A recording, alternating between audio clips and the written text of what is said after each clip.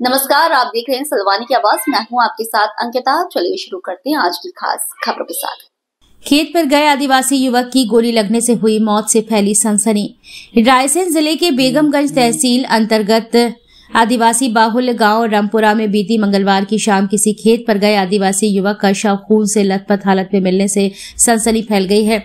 घटनास्थल के पास ही एक बंदूक भी मिली है जिनकी नाल फटी हुई पाई गई है, जिससे मामला संदिग्ध हो गया है। घटना की जानकारी उसके मंझले भाई वीरेंद्र ठाकुर को तब लगी जब वह मजदूरी करके घर लौटा तो देखा कि उसका बड़ा भाई बैल लेकर खेत पर गया था, जो अभी तक नहीं लौटा है। जब वीरेंद्र खेत पर पहुंचा तो देखा कि बैल वैसे ही बंधे हुए हैं। तब वह बैल खोलकर घर वापस आ गया, लेकिन बड़ा भाई नहीं आया। तब दोबारा वह उसे देखने गया तो थोड़ी दूरी पर उसका बड़ा भाई वृंदावन ठाकुर खून से लथपथ पड़ा दिखा, जिस पर उसने मोबाइल से घर पर परिजनों को खबर देकर बुलाया, जो गाड़ी लेकर पहुंचे हैं और मृतक को पहले घर लेकर आए, फिर पुलिस को सूचना दी। पुलिस गांव और घटनास्थल पर पहुंची और मृतक के शव को रात करीब 1:30 बजे सिविल अस्पताल मुर्चरी भवन में रखवाया। पुलिस सूत्रों के मुताबिक रामपुरा गांव निवासी आदिवासी युवक वृंदावन सिंह ठाकुर पिता करण सिंह ठाकुर 35 वर्ष मंगलवार की शाम को गांव से 1.5 किलोमीटर दूर पठार पर स्थित अपने खेत पर गया था, लेकिन बहुत देर तक जब वो वापस नहीं आया तो उसके दूसरे नंबर का भाई वीरेंद्र सिंह ठाकुर उसे खोजने गया। तब घटना की जानकारी मिली।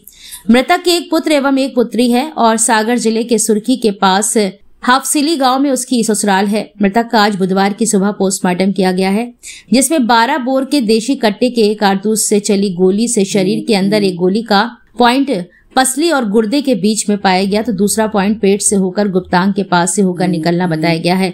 अधिक रक्तस्राव के कारण उसकी घटना स्थल पर ही मौत होना पाया गया है। मृतक के पिता करण सिंह ठाकुर ने बताया कि उनके 3 पुत्र एवं 2 पुत्रियां हैं, जिनमें 2 पुत्र वृंदावन एवं वीरेंद्र गांव पर उसके साथ रहकर पट्टे पर मिली भूमि पर खेती किसानी में उनका साथ देते हैं, जबकि तीसरा पुत्र हरज्ञान सिंह भोपाल में रहकर काम करता है। दोनों पुत्रियों का विवाह होने से दोनों ससुराल में हैं। उनकी एवं उनके पुत्रों की गांव अथवा आसपास कहीं भी किसी से कोई दुश्मनी नहीं है। एसडीओपी आलोक श्रीवास्तव का कहना है कि मृतक वृंदावन को फायर आर्म से घायल होने के फलस्वरूप मृत्यु हुई है। प्रथम दृष्टया हत्या का अपराध प्रतीत नहीं हो रहा है।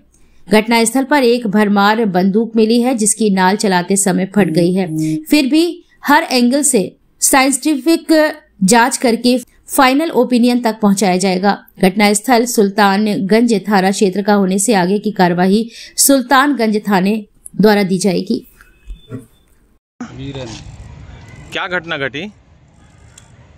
घटना ये घटी कि हम मजदूरी से आए तो बेलवा घरे नहीं आए, भाई जाता बेलवा में खेत पे लेके, तो हम शाम के आया तो गए तो बेलवा जाके तब बंदी।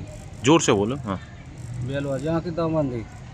फिर हम खोल के ले आए, फिर उन्हें ढूंढने के गए तो थोड़ी दूर पे खेत के डरे मिले हम। कौन भाई थे, हमने नहीं देखे कि का लगो, तो गोली लगी थी, का लगो तो खून में लथपथ थे।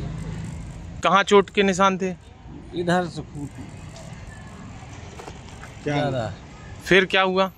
फिर हमने फोन लगाया घर, तो फिर एक गाड़ी पहुंची और गाड़ी से फिर हम उठा के ले गए हम घर।